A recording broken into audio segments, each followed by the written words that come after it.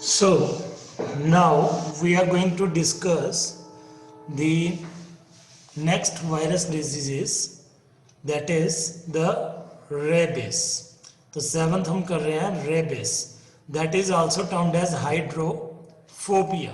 इसको हाइड्रोफोबिया भी बोला जाता है क्योंकि इसके अंदर पानी, हाइड्रो मतलब वाटर, फोबिया मतलब फियर, तो पानी से डर हो जाता है.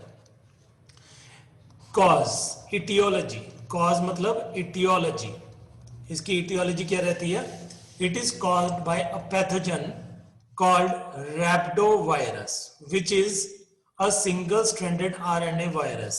Rhabdovirus single stranded RNA virus होता है. मोड ऑफ ट्रांसमिशन मतलब एपिडेमियोलॉजी, एपिडेमियोलॉजी ये कैसे फैलता है? इट इज इनडायरेक्ट, मतलब ये डायरेक्टली नहीं फैलता, स्नीजिंग से या कफिंग से या टच से नहीं फैलता. It is indirect and inoculative. Inoculative मतलब ये इंसर्ट किया जाता है, किसके द्वारा? Carried by the rabid dogs. Rabid का मतलब क्या होता है? जिनको रेबीज होती है, जिनके अंदर रैबिडो वायरस होता है, उनको क्या बोल रहे हैं? Rabid dogs. या फिर जैकल, वॉल्व्स, कैट्स. तो इन एनिमल से हमें पहुंच सकता है इनकी बाइट से.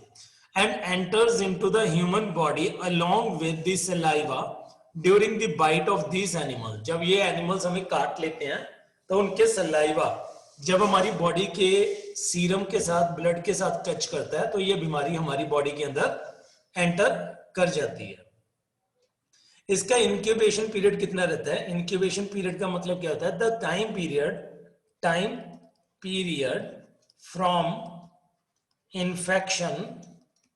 इन्फेक्शन होने से, from infection till first symptom is called incubation period.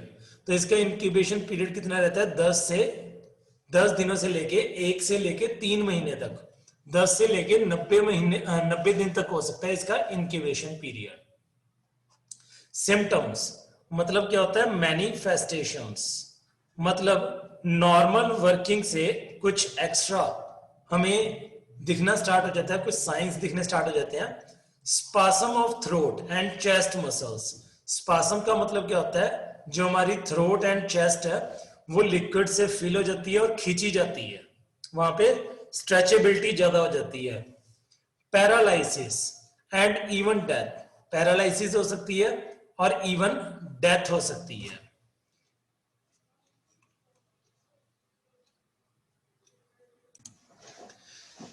Fear of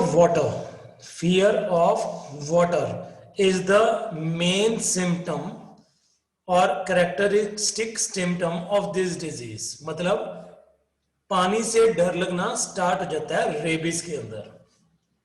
other symptom are the saliva from mouth. तो माउथ के अंदर सलाइवा ड्रिप होना शुरू हो जाता है, ज्यादा एक्सेसिव फॉर्म में बनना स्टार्ट हो जाता है. सीवियर हेडेक, बहुत ज्यादा सर दर्द करता है. हाई फीवर, काफी हाई फीवर हो जाता है. Alternating periods of excitement and depression.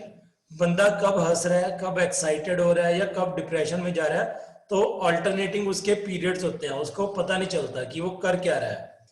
Inability to swallow even fluids due to choked throat. जो गला है वो इतना ज्यादा चोक हो जाता है कि इवन लिक्विड्स को स्वेलो करने के टाइम पे भी एक्सेसिव, बहुत ज्यादा पेन होता है. The virus destroys the brain and the spinal cord. जो रैबिडो वायरस है, रेबीज वाला वायरस है, वो ब्रेन एंड स्पाइनल कॉर्ड को टोटली डैमेज कर देता है. क्लियर? Next, diagnosis. इसकी डायग्नोसिस की बात करते हैं कि कैसे ये डायग्नोस किया जा सकता है रेबीज की बीमारी.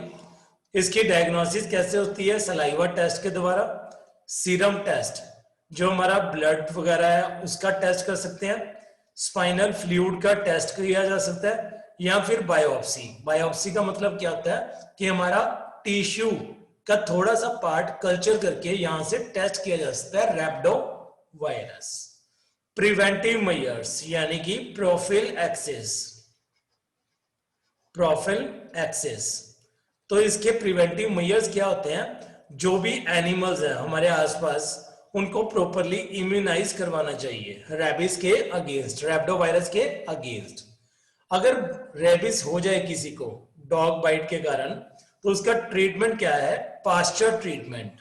तो पास्चर ट्रीटमेंट में क्या किया जाता है? 14 इंजेक्शन लगते हैं स्टमक के अंदर, 14 इंजेक्शंस, 14 इंजेक्शंस। आजकल ये रिड्यूस होके कितने रह गए? 5 vaccines, 5 vaccines. Clear? Next disease is poliomyelitis virus. Polio, simple language में इसको पोलियो बोला जा सकता है या पोलियोमिलाइटस वायरस। कॉज, इटियोलॉजी क्या है? इसके पैथोजन का नाम है polio virus, which is a single stranded RNA, single stranded RNA. इसकी एपिडेमियोलॉजी क्या होती है? मोड ऑफ ट्रांसमिशन कैसे होता है polio? The disease spreads mainly through intestinal discharges. तो इन्फेक्टेड पर्सन के जो इंटेस्टिनल डिस्चार्ज होते हैं, मतलब स्टूल्स वगैरह होते हैं, पॉटी होती है, उसके द्वारा ये डिजीज अनहेल्दी पर्सन से हेल्दी पर्सन तक पहुंच जाती है। It may also spread through contaminated food और ड्रिंक एंड बाय फ्लाइज और other insects that may contaminate food and drink. तो ये डायरेक्टली इंसेक्ट्स के द्वारा, कैरियर्स के द्वारा, वेक्टर्स के द्वारा फैल सकती है। एक कंटेमिनेटेड फूड या वाटर से ये नॉर्मल फूड और वाटर को कंटेमिनेट कर सकते हैं इंसेक्ट्स।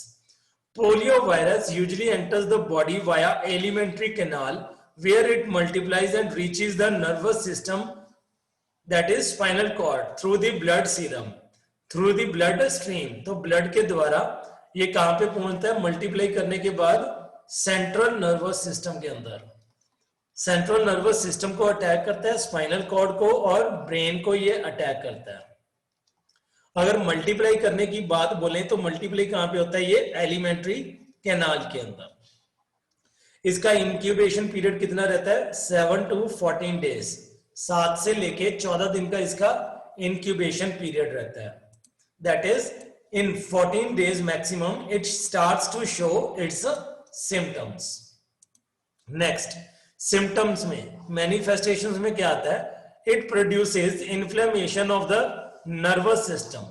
तो नर्वस सिस्टम के ऊपर अटैक होता है, नर्वस सिस्टम क्या हो जाता है? पैरालाइज हो जाता है। The earliest sign of this disease is involvement of the central nervous system causing inability to bend the head forward। तो सबसे पहले सेंट्रल नर्वस सिस्टम पे अटैक करके ये हेड को फॉरवर्ड डायरेक्शन में बेंड होने से रोकता है। कैसे? हमारी गर्दन अकड़ जाती है, स्टिफ हो जाती है। Stiffness of the neck is important sign। Paralysis starts following the weakness of particular skeletal muscles। तो पैरालाइसिस शुरू हो जाती है, अधरंग शुरू हो जाता है। पैरालाइसिस में क्या होता है? जो हमारी स्केलेटल मसल्स है वो काफी वीक होना शुरू हो जाती हैं। The attack of paralysis begins with high fever. Starting कैसे होती है? High fever, headache, chill, pain all over the body. If muscles of larynx and pharynx are involved it proves fatal. अगर लैरिंग्स और फेरिंग्स कि muscles stretch हो जाती हैं, paralyse हो जाता है मसल्स को, तो ये जानलेवा भी हो सकता है। तो जानलेवा तकरीबन 2 से लेके 3 दिन में ही ये मैक्सिमम होके जान ले लेता है, फेटल हो जाता है। डायग्नोसिस, इसके डायग्नोस कैसे किया जाता है? थ्रोट टेस्ट है, गले का टेस्ट, स्टूल टेस्ट या सेरिब्रोस्पाइनल फ्लूइड की टेस्टिंग करके इसको डायग्नोस किया जा सकता है ब्लड के अंदर। Next, preventive measures. Preventive measures में क्या आती है? Salk vaccine. साल्क वैक्सीन है जो इसके अगेंस्ट काफी इफेक्टिव पाई गई है। एंड पोलियो वैक्सीन, जो पोलियो पल्स पोलियो प्रोग्राम्स चलते हैं, पल्स पोलियो प्रोग्राम, तो उसके अंतर्गत हर बच्चे को पल्स पोलियो ड्रॉप्स दी जाती हैं। तो पल्स पोलियो ड्रॉप से क्या होता है? चिल्ड्रन इम्यूनाइज हो जाते हैं, वैक्सीनेट हो जाते हैं। तो मैक्सिमम चांसेस किसको अटैक करता है? ये 5 साल से कम के बच्चों को अटैक होता है पोलियो का। अगर हो जाए, इसकी ट्रीटमेंट क्या है? Physiotherapy.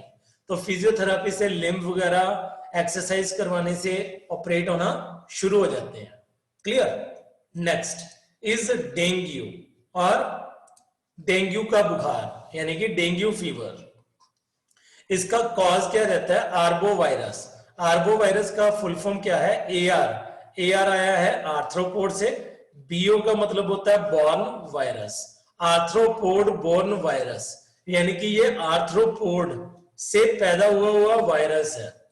It is of flavivirus group. तो ये फ्लैवी वायरस ग्रुप से बिलोंग करता है। मोड ऑफ ट्रांसमिशन क्या रहता है इसका? It is transmitted by the bite of the female. आपने याद रखना है, फीमेल एडिस इजिप्टी मॉस्किटो इसको फैलाता है। इसका इंक्यूबेशन पीरियड कितना रहता है? 3 से 8 डेज, 3 से 8 दिन का इसका इंक्यूबेशन पीरियड रहता है। सिम्टम्स की अगर बात करें तो जो क्लासिकल डेंगू है, जो नॉर्मल डेंगू होता है उसको क्लासिकल डेंगू बोला जाता है। Abrupt onset of high fever, बहुत ज्यादा तेज बुखार हो जाता है। सेवरल फ्रंटल हेडेक्स, आगे वाले ब्रेन में, फ्रंट वाले ब्रेन में बहुत ज्यादा पेन होता है। Pain behind the eyes, eyes के पीछे पेन होता है। मसल्स एंड जॉइंट पेन होता है। Loss of severe loss of sense of taste and appetite. तो यहां पे सेंस वर्ड है, तो बिल्कुल खत्म हो जाती है सेंसेशन टेस्ट की, एंड भूख प्यास लगनी बंद हो जाती है। नौजिया मतलब मन खराब होता है, चित्त घबराता है। और वॉमिटिंग मतलब वॉमिट्स, उल्टियां लग जाती हैं। अगर डेंगू हेमोरेजिक हो जाए, हेमोरेजिक मतलब दिमाग में चला जाए, तो क्या होता है? ब्लीडिंग फ्रॉम नोज, नाक से ब्लीडिंग होती है, माउथ से ब्लीडिंग होती है, गम से ब्लीडिंग होती है, and bruising skin. Bruising skin का मतलब क्या होता है? स्किन के ऊपर ब्लू कलर के धब्बे पड़ जाते हैं, दाग पड़ जाते हैं। Severe and continuous stomach pain होता है, बहुत ज्यादा एक्सेसिव स्टमक पेन होता है। एक्सेसिव प्यास लगती है, एंड बहुत ज्यादा वीक पल्स हो जाती है, पल्स बहुत कम हो जाती है। डायग्नोसिस क्या है इसका? सीरम टेस्ट, दैट इज हमारे जो सीरम होते हैं, लिक्विड्स होते हैं, लिम्फ वगैरह, उसका टेस्ट कर सकते हैं या फिर ब्लड टेस्ट कर सकते हैं। Next preventive measures. Preventive measures में क्या आता है कि कैसे बचा जा सकता है डेंगू बुखार से? आइसोलेशन, जो अनहेल्दी पर्सन है उसको आइसोलेट करके रखना चाहिए, हेल्दी पर्सन को उससे दूर रहना चाहिए। Rush the patient to the hospital, जो भी पेशेंट है उसको प्रॉपरली ट्रीट करवाना चाहिए, उसको इमीडिएट हॉस्पिटलाइज करवाना चाहिए। Paracetamol is advisable. पैरासीटामोल एक इफेक्टिव ड्रग माना गया है जिससे डेंगू काफी कंट्रोल हो जाता है, लेकिन इस टाइम पे एस्प्रिन नहीं लेनी चाहिए या डिस्प्रिन नहीं लेनी चाहिए, क्योंकि एस्प्रिन या डिस्प्रिन क्या करता है? डेंगू को बढ़ावा देता है। एलिमिनेट मस्कीटो ब्रीडिंग प्लेसेस, जहां पे भी मस्कीटो ब्रीड करते हैं, अपनी पॉपुलेशन इंक्रीज करते हैं, उन प्लेसेस को खत्म कर देना चाहिए। प्रॉपर हमें क्लोथ्स वगैरह डालने चाहिए जो हमारे पूरे बॉडी पार्ट्स को कवर करते हैं। मस्कीटो नेट्स या मस्कीटो रिपेलेंट्स ये यूज करने चाहिए ताकि मस्कीटो से हम बच सके।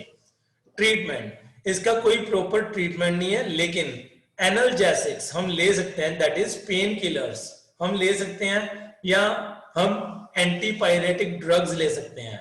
तो paracetamol is the most effective drug against dengue. Clear?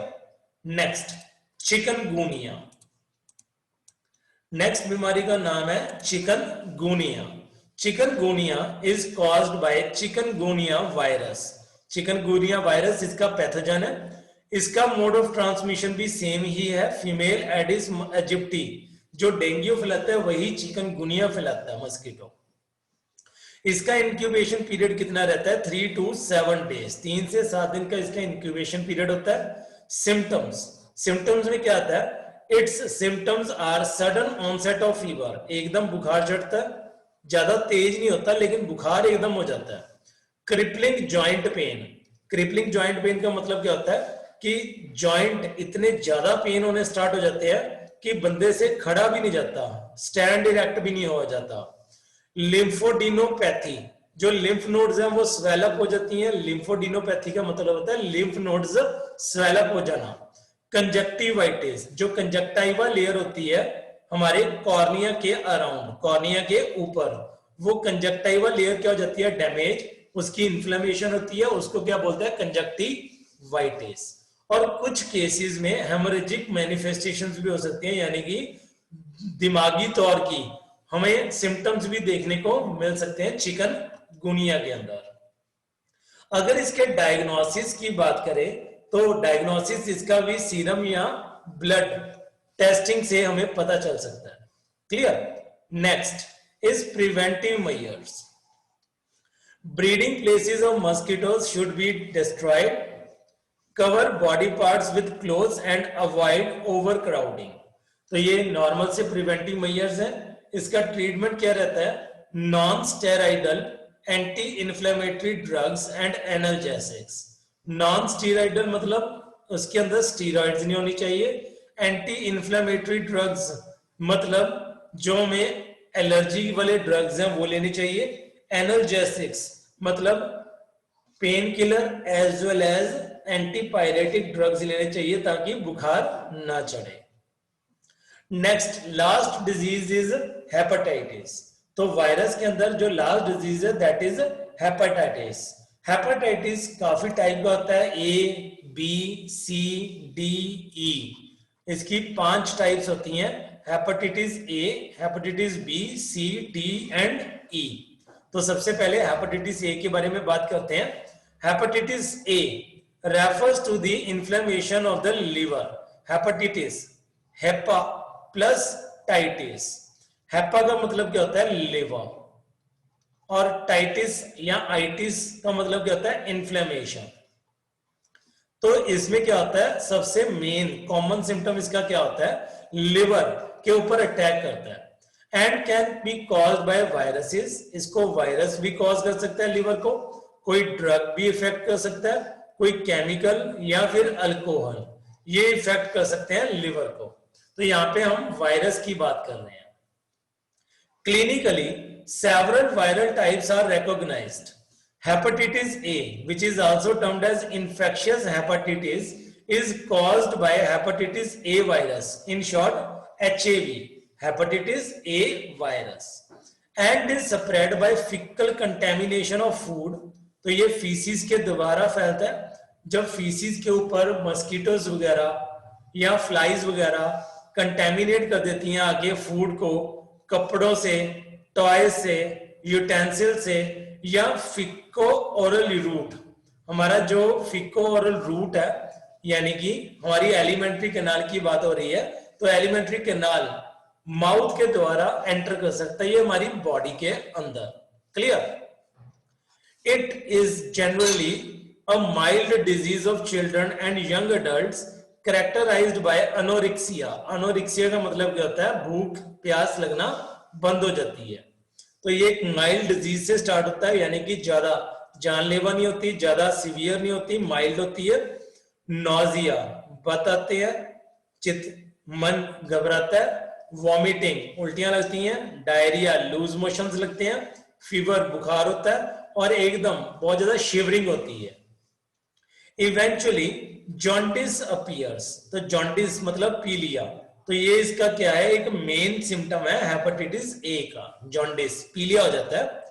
Most people recover in 4 to 6 weeks. तो 4 से 6 हफ्तों में ये अपने आप रिकवर हो जाते हैं, यानी कि hepatitis A is non fatal, ये जानलेवा नहीं है।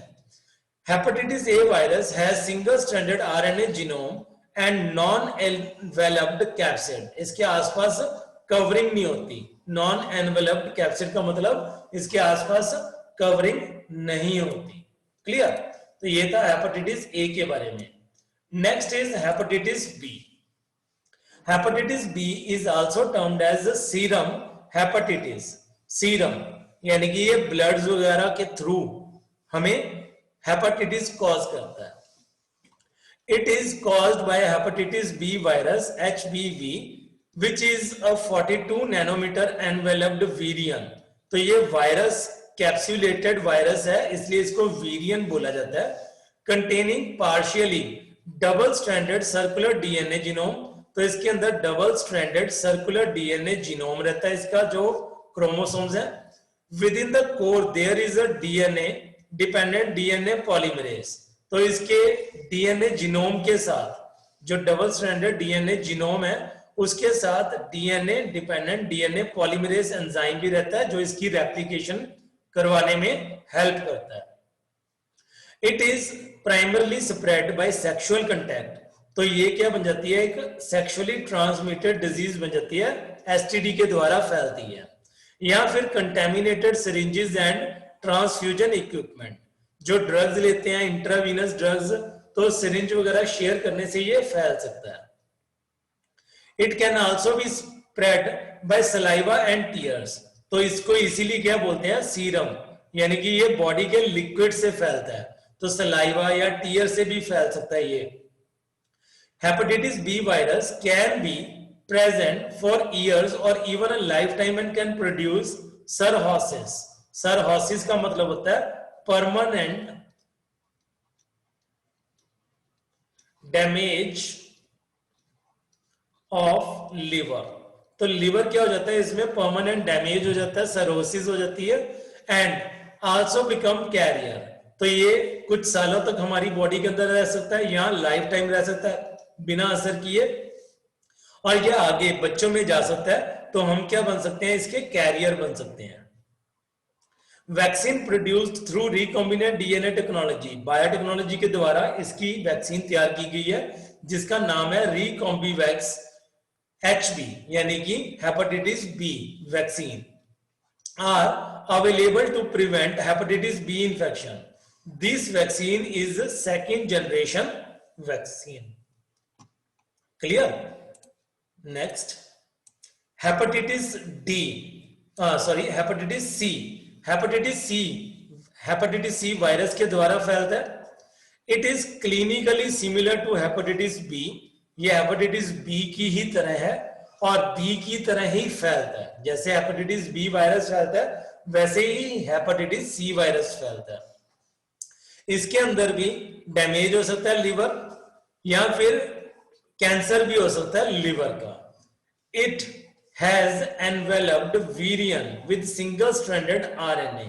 तो ये एनवेलप्ड वीरियन है, यानी कि ये भी वायरस है, लेकिन एनवेलप्ड होने के कारण इसको क्या बोल रहे हैं, वीरियन, which contain single stranded RNA। Clear? Next, hepatitis D. ये हेपेटाइटिस डी वायरस फैलाता है इसको, जो क्या है, सिंगल स्ट्रैंडेड RNA, इसके अंदर जीनोम होता है। It is transmitted like hepatitis B. तो जैसे हेपेटाइटिस बी फैलता है या हेपेटाइटिस सी फैलता है, तो वैसे ही हेपेटाइटिस डी फैलता है, सिमिलर वे से, यानी कि सेक्सुअली ट्रांसमिटेड डिजीज। इनफैक्ट जब पर्सन को हेपेटाइटिस बी हो जाता है, तो उसके बाद हेपेटाइटिस डी वायरस एंटर करने की कोशिश करता है और हेपेटाइटिस डी भी हो जाता है साथ में। अगर हेपेटाइटिस डी भी हो गया साथ में, then it would be very severe. तो लिवर को परमानेंट डैमेज कर देता है, डेथ हो जाती है, डेथ रेट बहुत ज्यादा इंक्रीज हो जाता है। HB वायरस इतना नुकसान नहीं अकेला करता जितना HBV एंड HBV दोनों मिलके करते हैं। तो अगर HBV है तो उस टाइम पे HDV होने के चांसेस भी मैक्सिमम हो जाते हैं।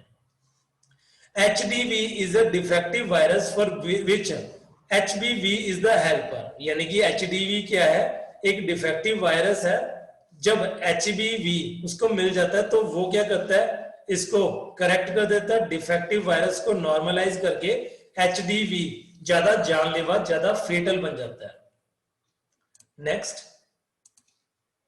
Last is hepatitis E virus. Hepatitis E virus HEV के कारण फैलता है। इसको नॉन बी हेपेटाइटिस भी बोला जाता है, NANB। इसको ऐसे लिखना है NANB, तो करेक्शन कर लेना NANB। NANB का मतलब क्या होता है, नॉन बी। ना तो A वाले लक्षण होते हैं, ना B वाले लक्षण होते हैं। क्लियर? लक्षण नहीं होते इसके, इसलिए इसको क्या बोलते हैं, हेपेटाइटिस ई वायरस बोला जाता है। कौन फैलाता है, HEV, hepatitis E virus, also called as infectious non-A non-B hepatitis.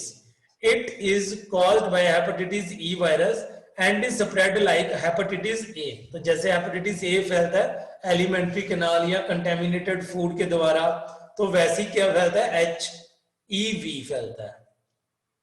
Although it does not cause chronic liver disease, chronic मतलब लंबे टाइम तक लिवर डिजीज नहीं फैलाता, यानी कि लिवर डैमेज होने के चांसेस इसमें काफी कम होते हैं। Hepatitis E virus is responsible for a very high mortality rate in the pregnant women's, जो प्रेग्नेंट लेडीज होती हैं उनके अंदर डेथ होने के चांसेस ज्यादा होते हैं HEV वायरस के कारण। तो हेपेटाइटिस सी सबसे ज्यादा क्या हो गया, जानलेवा हो गया। तो इसमें समरी दी हुई है, HAV hepatitis A virus, hepatitis B virus, hepatitis C virus, hepatitis D virus, hepatitis E virus. तो ये क्या है, सारे SSRNA सिंगल स्ट्रैंडेड RNA है। सिर्फ HBV ये क्या होता है, डबल स्ट्रैंडेड DNA, इसके अंदर जीनोम होता है। तो मैक्सिमम सारे क्या फैलते हैं, फिको ओरल ट्रांसमिशन होती है सभी में, फिको ओरल ट्रांसमिशन। लेकिन जो हमारे B और C और D हैं, तो ये तीनों ब्लड के द्वारा यानी कि सीरम के द्वारा भी फैल सकते हैं। क्लियर। नेक्स्ट, तो ये थी हमारे वायरस की सारी डिजीजेस। तो लास्ट वीडियो में भी मैंने वायरस की 6 डिजीजेस डिस्कस की थी, इस वीडियो में भी 5 डिजीजेस डिस्कस की। तो लास्ट वीडियो आप चेक कर सकते हो, जिसके अंदर हमने common cold, small pox, influenza, chicken pox, measles and mumps discuss किए थे। तो इस वीडियो के अंदर हमने नेक्स्ट 5 डिजीजेस डिस्कस की, दैट इज रेबीज और hydrophobia, poliomyelitis, poliovirus, dengue, chikungunya and hepatitis. Clear.